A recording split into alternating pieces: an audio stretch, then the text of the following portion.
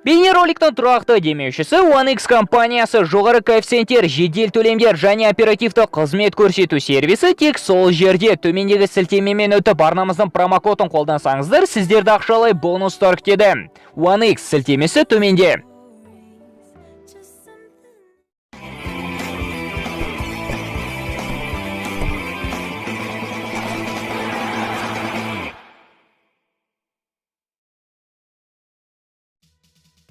Жылдан бері арада 2 жыл өте Чемпиондар лигасының финалында тағы да ағылшындық клубтар күресетін болды.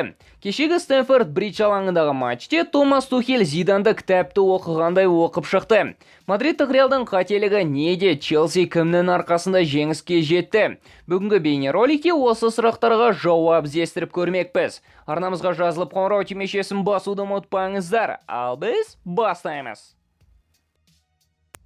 Әдеттегідей командалар жауапты матчке қандай жағдайда келгенінен бастасақ, Мадридтік Реал Англияға жептәуір проблемалармен келді. Қатарға Рамос оралса да матчке Рафаэль Варан қатыса алмады. Ал бұған дейін маусымнан соңына дейін Қатардан Васкес пен Карвахаль шығып қалды. Сондықтан кадрлық мәселелер Реалды мазалауын әлі де тоқтатар емес. Челси сапынан кездесуге тек Матео Ковачич қатыса алмағандықтан Тухельді бұл мәселе қатты алаңдата қоймады. Матчке келсек, алғашқы минуттерден бастап интенсивті шабуылға ыңғайсыз жағдайда тұрған Реал емес, Челси кірісіп өте белсенді көрінді.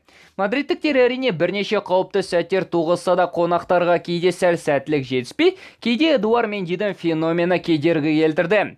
Бірақ та Челсидің бірнеше сәтті контратакасында дәл Тибо Куртуа сәтті қайтарып, Реалды бірнеше сәтте құтқарды десек те болады. Әйтпесе Реал тіпті 3 немесе 4 голды өткізетін еді. Бұндай контратакалар бірінен кейін бірі қайта неліктен туындады. Реалдың өте нашар қорғанысы бірінші кезекте әрине кадрлық проблемалардан болса да түпкі себебі бұл емес. Рамостың жарақатынан кейінгі алғашқы ойыны бұл әрине түсінікті десе де бұл жерде барлық мәселе Зиданның ұсынған схемасында болды. Кешегі оның ұсынған 3-4-1-2-сын шынымды айтсам әлі де түсінетін емеспін. Бұнымен ол әрине қапталдарға акцент қойғысы келгені түсінікті. Бірақ та олар бір апта бұрын Испанияда дәл осылай еш нәрсе жасай алмады. Осынан сабақ алудың орнына Зизу тура сол пайдасыз тактиканы қайталап өтті. Тухель бұны өте жақсы түсініп, командасын дәл Бенитез айтқандай орталық шепте және қапталда ығыстырып, Реалға атака түгіл сол атаканы бастатуға мүмкіндік бермеді. Реалдан бүгінгі ойына тура Ситиге қарсы PSG-ның ойына сияқты болды десек те болды. Ол жерде тек пайдасыз қапталдар мен керісінше қапталдар мен пайдасыз әрекеттерді Неймар мен Ди Мария іске асырса, бұл жерде Винисиус пен Эден Азар болды. Бұндай стратегиядан көрі, егер Зизу сонау қарапайым 4-3 немесе 4-4-2 мен ойнағанды, ұтып кетер еді демеймін әрине.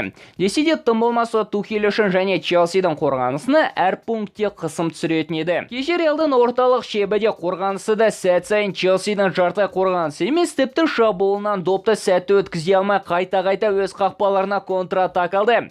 Реалдың қуанышына орай оларды қайталап өтем Тибо Куртуа құтқарды. Ал Челсиге келсек, әрине ағылшындар Тухельдің Зиданнан оқып қойып қарсы амал тапқан стратегиясын өте жақсы деңгейде атқарып шықты. Мадридтіктер алаң иелерінің орталық шебінен де қапталынан да сыңылау таппады. Әуел басында турнир андердогы осындай өнер көрсететінін кім ойлаған. Ал Тухель екі түрлі команданы 2 жылда финалға шығарып, ерекше рекорд енгізді. Енді 29 мамырда Томас Гвардиоламен күресетін болды. Ал оған дейін бір сөгіні Этихадта АПЛ аясындағы кездесуде алдымен бақ сынасып көрмек. Ағылшындық финал жайлы алдағы уақытта бейнеролик міндетті түрде шығатын болады. Ал әзірге сіздердің пікірлеріңізді комментарийде күтетін боламын. Келесі кездескенше достар, футбол бірінші орында.